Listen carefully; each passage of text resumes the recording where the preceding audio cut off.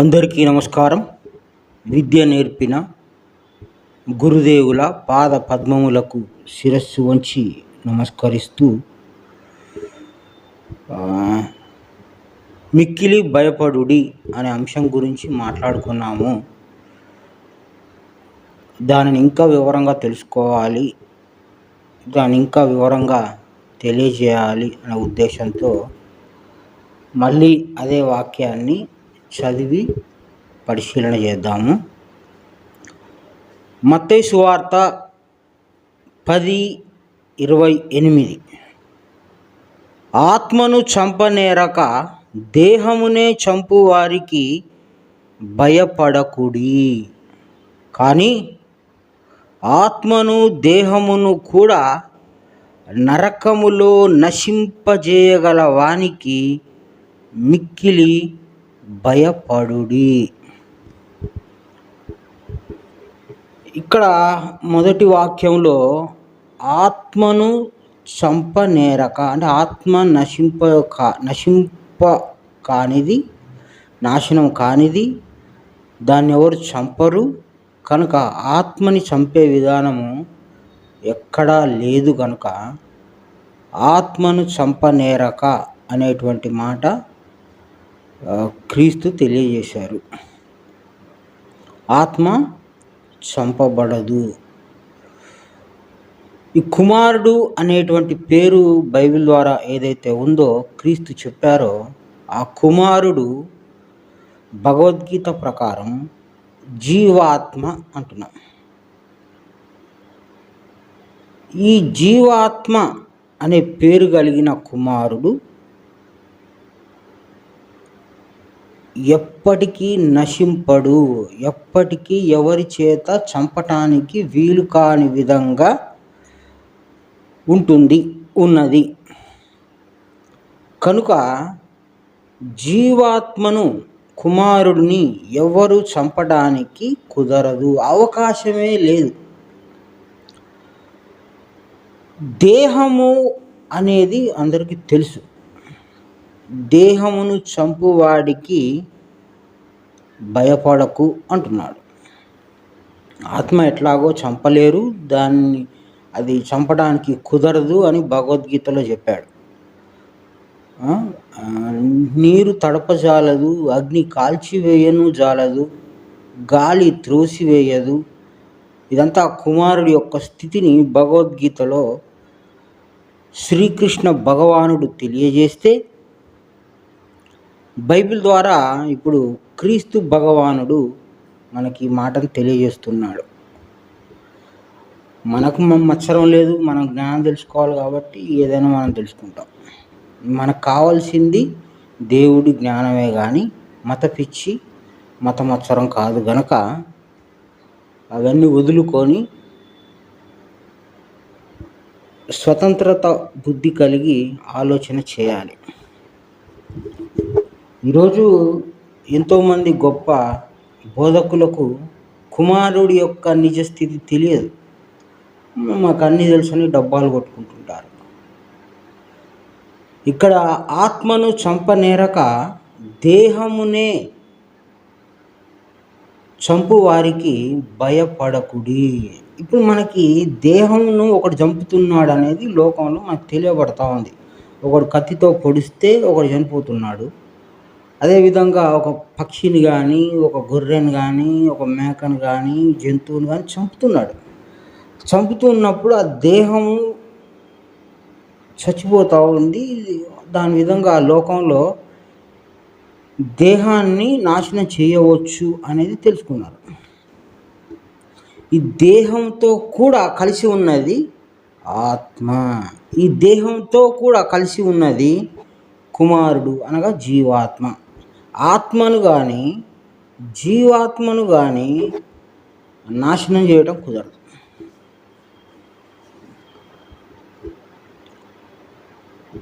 కనుక ఆత్మను చంపనేరక ఎవడి వల్ల సాధ్యం కాదు కాబట్టి ఆత్మను చంపనేరక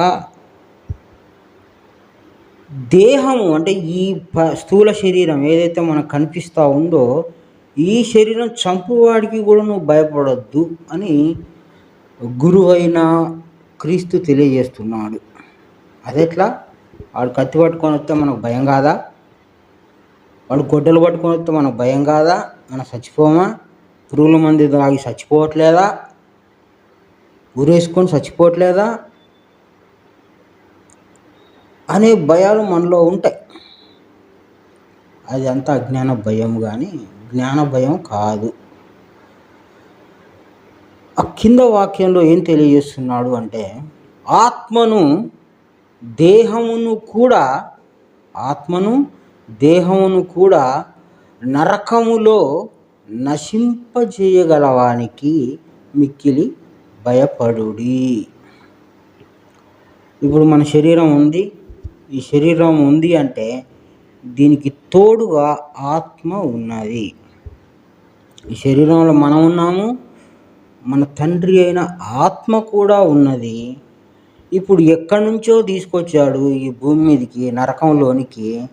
ఈ నరకంలోనికి తీసుకొచ్చిన వాడు ఎవడు అంటే మన తండ్రి అయిన ఆత్మ. ఆ ఆత్మనే దేవుడు అంటున్నాము. ఈ శరీరంలో ఉన్న తండ్రి అయిన ఆత్మ ఈ శరీరాన్ని తయారు చేసి ఇందులోనే ఉండి ఈ శరీరాన్ని నరకానికి స్వర్గానికి మధ్యలో తిప్పుతూ ఉన్నాడు. ఇది శరీరం ఆరోగ్యంగా ఉంటే కుమారుడు ఆరోగ్యంగా ఉంటాడు. ఈ శరీరం బాధింపబడితే కుమారుడు బాధపడుతూ ఉంటాడు. ఈ బాధ పెట్టేది ఎవరు అని అంటే తండ్రి అయిన ఆత్మ, మన శరీరంలో ఉన్న ఆత్మ. ఆయనకు భయపడండి అంటున్నాడు. నరకంలోకి తీసుకొచ్చింది ఎవరు? మన తండ్రి అయిన ఆత్మ.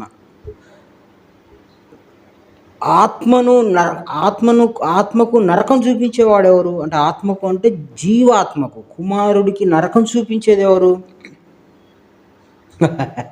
మన తండ్రి అయిన ఆత్మ.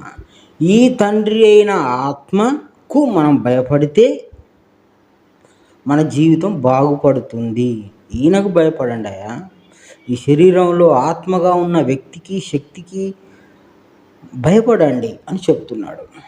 ఎందుకంటే నరకంలోనికి తీసుకొచ్చేది ఆయనే, కుమారుణ్ణి బాధించేది కూడా ఆయనే. దేవుడి దయ వల్ల ఈరోజు మనము తండ్రి జ్ఞానము, ఆత్మ జ్ఞానము మాట్లాడుకుంటున్నాం కనుక ఇది చాలా గొప్ప వాక్యము. అసలు ఈ వాక్యం చదువుకోవాలి, దీని వివరం తెలుసుకోవాలి, దీని గురించి మాట్లాడాలి అన్న ఇది దేవుడు అనుగ్రహం ఉండి తీరాల్సిందే. అందువలన ఆత్మ విషయాలు మాట్లాడుకునే స్తోమత దేవుడు మనకి ఇచ్చినందుకు ఆయనకు కృతజ్ఞతలు తెలియజేసుకోవాల్సిందే. అసలు బైబిల్ అనేది మనం పట్టుకోగలమా? అందులో ఉన్న వాక్యములు మనకు అర్థమవుతుందా? ఎంతో ఉపమాన రీతిగా, మర్మంగా, గుప్తంగా, గోప్యంగా చెప్పిన రహస్యములు ఏవైతే ఉన్నాయో వాటి నిజంగా మనకు చదువుకునే స్తోమత ఉందా, అర్థమయ్యే స్తోమత ఉందా అని యోచిస్తే అది అనుగ్రహించబడిన వాడికి తప్ప మిగతా వాడికి అర్థం కావని స్వయంగా యేసుక్రీస్తే చెప్పినప్పుడు అవి మనకు ఎట్లా అర్థం అవుతాయి? అందుకు శ్రద్ధ బుద్ధి ఉన్నవాడు గ్రహించుకొని జాగ్రత్తగా ఉంటే, తెలుసుకుంటే, చెప్పే విషయం కూడా సత్యమని గ్రహించితే, సత్యమా కాదా అని కూడా శ్రద్ధ పెట్టుకోగలిగితే తప్పకుండా సత్యము తెలియబడుతూ ఉంది. ఇప్పుడు ఈ శరీరంలో ఆత్మ ఉన్నాడు, కుమారుడైన జీవాత్మ కూడా ఉన్నాడు. కుమారుడికి మరో పేరు జీవాత్మ, తండ్రికి మరో పేరు ఆత్మ. కనుక ఇప్పుడు తండ్రికి భయపడండి. మీరు నరకంలోకి తీసుకొచ్చేది ఆయనే. ఇప్పుడు మనల్ని శరీరం తీసుకొచ్చేది ఆయనే. కడుపు నొప్పి కారణం ఆయనే, గుండె నొప్పి కారణం ఆయనే, క్యాన్సర్ వ్యాధి తీసుకొచ్చి బాధించేది కూడా ఆయనే. కనుక నరకంలో నిన్ను నశింపజేయగల శక్తి గల వాడికి నువ్వు భయం పెట్టుకో అన్నాడు. ఆత్మ మీద నువ్వు భయం కలిగి ఉండు. ఎవడోడికో భయపడతా ఉంటావు కానీ నీ తండ్రి అయిన ఆత్మకు నువ్వు భయపడట్లేదు. కాబట్టి నిన్ను నీ తండ్రి అయిన ఆత్మ నశింపజేయుచున్నాడు, ఇబ్బంది పెడుతున్నాడు, ఇరుకు పెడుతున్నాడు, నిన్ను రోగాల పాలు చేస్తున్నాడు, నిన్ను వ్యాధిగ్రస్తుని చేస్తున్నాడు, నిన్ను అప్పుల పాలు చేస్తున్నాడు, నిన్ను అవమాన పాలు చేస్తున్నాడు, నీకు తెలివి అందించకుండా నిన్ను బుద్ధిహీనుని చేస్తున్నాడు. నిన్ను అన్ని రకాలుగా ఇబ్బంది పెట్టేవాడు ఎవరైతే ఉన్నారో ఆయనే ఆత్మ, క్రీస్తు చెప్పిన మనం ఆరాధించవలసిన దేవుడు. ఇందులో దేవుని యొక్క రహస్యం ఉంది. ఆ దేవుడు ఆత్మగా ఉన్నాడు. ఆ ఆత్మనే మనం ఆరాధించాలి, తెలుసుకోవాలి. కనుక క్రీస్తు చెప్పిన మాట ఏదైతే ఉందో అది ఆత్మ జ్ఞానం గనక ఆత్మను మనం తెలుసుకోవాలి, కొంత తెలుసుకోవడానికి ప్రయత్నం చేయాలి. ఇప్పుడు మనల్ని నశింపజేయగలవాడు ఎవడు అంటే తండ్రి అయిన ఆత్మ అని, ఆయనే దేవుడని, ఆయనకు భయపడితే మన జీవితాలు బాగుపడతాయని స్వయంగా క్రీస్తు తెలియజేస్తున్నాడు. కనుక జాగ్రత్తగా యోచన చేస్తే మనం దేహమును చంపువాడికి భయపడొద్దు. ఇప్పుడు నెక్స్ట్ దాని తర్వాత వాక్యం పరిశీలన చేద్దాము. మత్తయి సువార్త 10:29. 2 పిచ్చుకలు కాసుకు అమ్మబడును గదా, అయినను మీ తండ్రి సెలవు లేక వాటిలో ఒక్కటైనను నేలను పడదు. ఇందాక మనం చెప్పుకున్న వాక్యం ఏదైతే ఉందో అది ఆత్మను చంపనేరక దేహమును చంపువాడికే అని చెప్పి మాట్లాడుకున్నాం. ఇప్పుడు ఒక ఉదాహరణ చెప్పి మనల్ని ఇంకా ఎడ్యుకేట్ చేస్తున్నాడు, ఇంకా మనకి జ్ఞానాన్ని అందిస్తున్నాడు. ఎట్లా జ్ఞానం? నువ్వు బజార్కి వెళ్ళావు, 2 పిచ్చుకలు కొన్నావు తినేవి, 2 జీవాలు అంటావు. ఆ 2 మేకలు కొనుక్కొచ్చుకున్నావు. ఏదో ఇంట్లో ఫంక్షన్ ఉన్నది, 2 మేకలు తెచ్చుకున్నావు. అదొక 20,000 అదొక 20,000 పెట్టి 40,000 పెట్టి మేకలు తెచ్చుకున్నావు. 2 కొన్నావు. అంటే డబ్బులకు ధనానికి ప్రాణం ఉన్న ఒక జీవరాశిని, 2 జీవరాశుల్ని ఇంటికి కొనుక్కొచ్చుకున్నావు. Okay, right. వాటిని చంపేశావు, కత్తితో నరికేసి చంపేశావు, కోసుకొని తిన్నావు. Okay, very good. అంటే నేను చంపగలను కదా అని తెలియబడతా ఉంది. అట్లనే పిచ్చుకలు 2 ఏదో పావురాలో లేకపోతే ఏదో కొనుక్కొచ్చుకొని ఇంట్లో కోసుకొని తిన్నావు. చంపివేయబడ్డాది, నేనే చంపాను, నాకు అధికారం ఉంది అని నువ్వు అనుకుంటున్నావు. కానీ మనం ఇంతకుముందు నా తండ్రి ఇంట అనేక నివాసములు కలవు అనే మాటలో కుక్క, పంది, బల్లి, ఎలుక, పిల్లి ఏ జీవరాశి అయినా దాంట్లో ఆత్మ ఉంటుంది, అందులో కుమారుడైన జీవాత్మ కూడా ఉంటాడు అని మనం తెలుసుకున్నాం. ఈ తండ్రి నివాసాలు ఏదైనా కావచ్చు. ఇప్పుడు మనది ఇదొక శరీరం, ఇది మనిషి శరీరం అంటాం, ఇట్లుంది కాబట్టి. కుక్క ఉంటే కుక్క శరీరం, అంటే ఏ శరీరంలో ఉంటే ఆ శరీరం నాదే అనుకుంటాం కాబట్టి ఇప్పుడు మనం మనిషి శరీరంలో ఉన్నాం. దీనికి ఒక మనిషిని పేరు పెట్టుకున్నారు. ఇందులో తండ్రి అయిన ఆత్మ ఉండి ఈ శరీరాన్ని నడిపిస్తున్నాడు, కానీ ఈ శరీరాన్ని నడిపేది మనం కాదు. అదేవిధంగా కుక్క శరీరం కానీ, పంది శరీరం కానీ, మేక కానీ, పక్షి కానీ ఏదైనా సరే అందులో ఆత్మ ఉండి చైతన్యం కదిలిస్తే ఆ జీవరాశి, ఆ శరీరం కదులుతూ ఉంది. అందుకు ఆ శరీరానికి అధిపతి ఎవరు అంటే ఆత్మ. అది పిచ్చుకల శరీరానికైనా, గొర్రెల శరీరానికైనా, కుక్కకైనా, పందికైనా, మనిషికైనా అధికారి ఎవరు అంటే ఆత్మ. 2 పిచ్చుకలు నువ్వు ఒక కాసుకి 100 రూపాయలకు కొనుక్కొచ్చుకున్నావు. అయినా సరే నీ తండ్రి సెలవు లేక, సెలవు అంటే ఇక్కడ ఆజ్ఞ, పర్మిషన్, అనుమతి, నీ తండ్రి అనుమతి. నీ తండ్రి అంటే ఆత్మ అని అర్థం. ఆ పక్షుల శరీరంలో కూడా ఆత్మే ఉంది, ఆ కొనుకొచ్చుకున్నోడి శరీరంలో కూడా ఆత్మే ఉంది.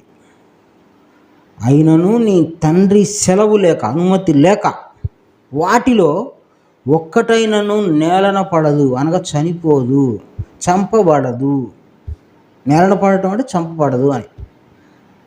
అదేందా తీసుకొచ్చినా చంపేసిన, 2 పిచ్చుకలు తీసుకొచ్చినా చంపేసిన, నేనేగా చంపిందంటే నువ్వు చంపింది కాదు, ఆ శరీరంలో ఉన్న తండ్రి అయిన ఆత్మ అనుమతి ఉంది కాబట్టి, నీ శరీరంలో ఉన్న తండ్రి అయిన ఆత్మ అనుమతి ఉంది కాబట్టి అక్కడ ఆ కార్యము తండ్రి కార్యమే కానీ మనిషి కార్యం ఎంత మాత్రం కాదు కనుక అది నీ తండ్రి అనుమతితోనే జరుగుతూ ఉంది, మనిషి అనుమతితో కాదు.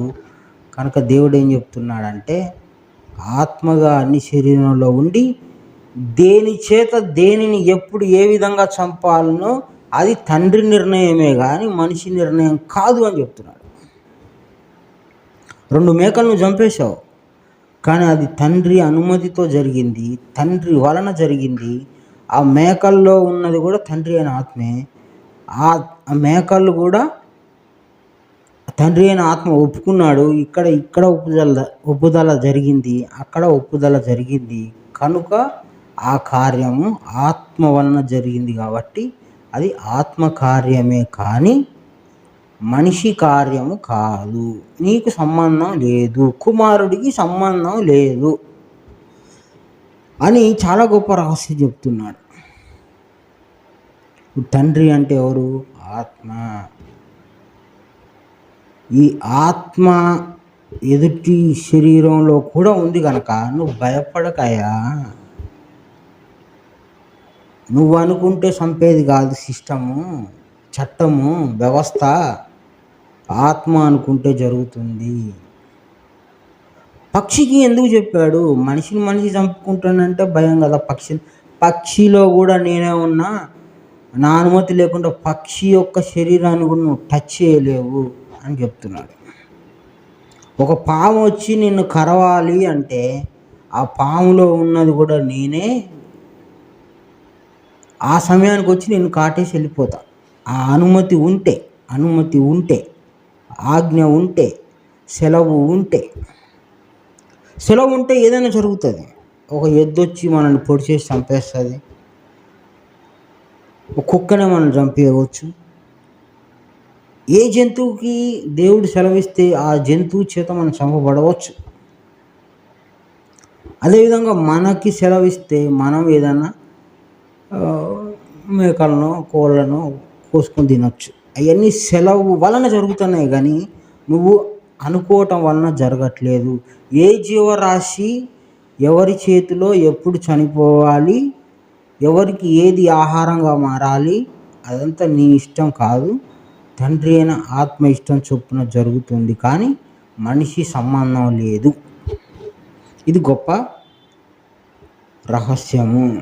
కనుక మనుషులు ఏ ఆహారం తినాలి, ఏం తాగాలి, ఏం తిందుమో ఏం తాగుదుమో అని చింతించకుడి. అవన్నీ నీ తండ్రి చూసుకుంటాడు. నీ తండ్రియే నీకు మాంసం తినిపిస్తున్నాడు, నీ తండ్రియే నీకు కూరగాయలు తినిపిస్తున్నాడు, నీ తండ్రియే నీకు మంచి ఆహారమైనా చెడ్డ ఆహారమైనా ఆయనే ఇస్తున్నాడు.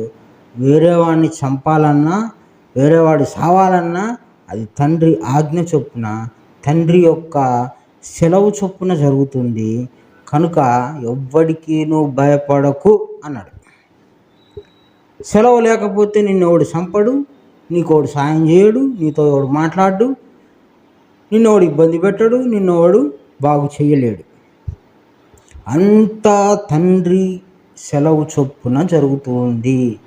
కనుక దేహమును చంపువాడికి భయపడకు. దేహమును చంపే అధికారం భూమి మీద ఎవరికి లేదు, ఒక ఆత్మకు తప్ప. అందుకు తండ్రికి భయపడండి. నీ లోపల నీ తండ్రికి భయపడితే, ఈయన ఒప్పుకుంటే కుమారుడు బాగుపడతాడు. కాబట్టి అందరి శరీరంలో ఉన్న ఆత్మను గుర్తించి ఆ ఆత్మను ఎలా తెలుసుకోవాలి, ఆయన ఎంత గొప్పవాడు, ఆయనకి ఏ అధికారాలు ఉన్నాయి, ఆయన ఏ విధంగా గొప్పవాడు అని తెలుసుకోగలిగితే అది ఆత్మ జ్ఞానము అవుతుంది. ఈరోజు మనం ఆత్మ జ్ఞానమును, అంటే ఆత్మకు సంబంధించిన జ్ఞానమును గురువైన క్రీస్తు చెప్పిన వాక్యం ద్వారా మనం తెలుసుకోగలిగినాము. కనుక తండ్రికి 100కి 100% భయపడండి, 100కి 200% భయపడండి, 100కి 1000% అయినా భయపడండి. భయపడాల్సింది ఒక తండ్రికే కానీ ఎవ్వరికి భయపడకూడదు అన్న మాటని జాగ్రత్తగా యోచన చేసుకొని జ్ఞాపకం పెట్టుకొని మనం బతకాల్సిందే. నీ తండ్రి సెలవు వచ్చిందనుకో, నీ శరీరాన్ని ఏమైనా చేయగలుగుతావు. నడుస్తూ నడుస్తూ కాలువలో పడేసి చంపేయగలడు. ఆ తల తీసుకెళ్ళి ఆ గోడకు కొట్టేసి చంపేయగలడు. అట్లా కొట్టుకుంటున్నారు. అదంతా పిచ్చి అనుకుంటాం కానీ లోపల ఆత్మ వల్లనే జరుగుతుంది. వెళ్ళి వాడు ఫ్యాన్ కూరేసుకొని చనిపోతాడు. అది నీ తండ్రి వలన జరుగుతుంది, నీ వలన కాదు. విషం తాగి చనిపోతాడు. అది నీ తండ్రి ఒప్పుకోవడం వలన, అది నీ తండ్రి కార్యం చేయటం వలన జరుగుతుంది కానీ నువ్వు కాదు. ఇది కొంత విచిత్రంగా ఉండినా, కొత్తగా ఉండినా, సత్యం కొంచెం చేదుగా ఉండినా, ఇంకా చేదుగా ఉండినా సత్యం అన్నటికీ మారదు. కనుక నువ్వు తండ్రికి భయపడితేనే నీ జీవితం బాగుపడుతుంది. కానీ నువ్వు సమాజానికి భయపడినా, మతానికి భయపడినా, వేరే వ్యక్తులకు భయపడినా నీ జీవితం ఎన్నటికీ మారదు. నీ జీవితం బాగుపడదు. నీ జీవితాన్ని నరకంలో పడేసి నానా హింసలు పెట్టే ఆత్మదేవుణ్ణి నువ్వు తెలుసుకోకపోతే, ఆయనకి నువ్వు భయపడకపోతే, నరకంలోనే నిన్ను నరకపాత్రునిగా చేసి హింసించే దేవుడు, స్వయంగా దేవుడే ఆత్మ. ఆ ఆత్మకు మీరు భయపడి ఆత్మయందు భక్తి కలిగి ఉంటే కనుక ఈ నరక జీవితం నుంచి మోక్ష జీవితంకి తీసుకెళ్ళేది కూడా మన తండ్రి అయిన ఆత్మ. ఆ తండ్రి అయిన ఆత్మ ఈ శరీరాన్ని నడుపుతూ తెలియబడకుండా సూక్ష్మాతి సూక్ష్మంగా శక్తి కలిగి ఈ దేహాన్ని నడుపుతున్నాడు. ఈ దేహానికి అధిపతి ఎవరు అంటే ఆత్మ. ఈ ఆత్మకు మిక్కిలి భయపడండి. మిక్కిలి అంటే ఎక్కువ, అధికంగా. నీకు ఎంత భయం ఉంటుందో అంతకంటే ఇంకా 1000 రెట్లు భయాన్ని పెంచుకొని ఆయన మీద ఉంచుకో. ఆ భయం ఆయన యందు ఉంచుకో. మిక్కిలి భయపడండి. నిన్ను భూమి మీద చంపేవాడు కానీ, ఇబ్బంది పెట్టేవాడు కానీ వాడు లేడు. ఉన్నదల్లా ఒక్కడే, ఆత్మ. కనుక ఆత్మకు మీరు భయపడండి, మిక్కిలి భయపడండి, అధికంగా ఎక్కువగా భయపడండి. ఆయనని శరణు వేడుకోండి.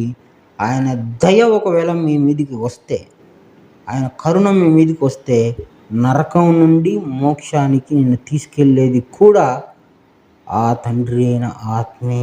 కనుక ఆ తండ్రిని ఏమంటున్నాము? పరలోకమందున్న తండ్రి అంటున్నాము. అంటే మనకి తెలియకుండా మన శరీరంలోనే ఉండి మనల్ని నడిపిస్తున్నాడు. ఆ జ్ఞానం మనకి దూరంగా ఉంది.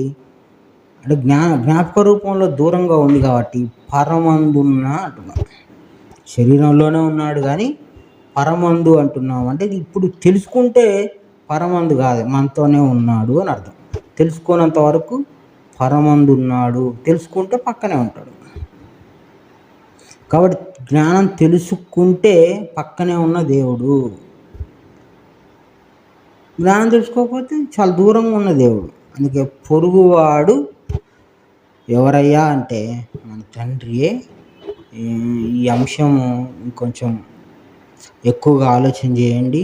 1-2 సార్లు పరిశీలన చేయండి. బుద్ధితో ఇంకా ఎక్కువగా ఆలోచన చేయండి. ఈ లోకాన్ని పరిశీలించండి. ఈ వాక్యాన్ని ఇంకా బలంగా లోతుగా అర్థం చేసుకొని బుద్ధిలో స్థిరం చేసుకొని దాని ప్రకారం నడుచుకొని ఆత్మ యొక్క దయను, కృపను, ఆయన యొక్క శక్తిని మనం పొందుకోవాలని ఆశిస్తూ, ఇంత గొప్ప జ్ఞానాన్ని అందించి వివరించిన నా తండ్రి అయిన ఆత్మకు శిరస్సు వంచి నమస్కరిస్తూ గురు సమర్పణ.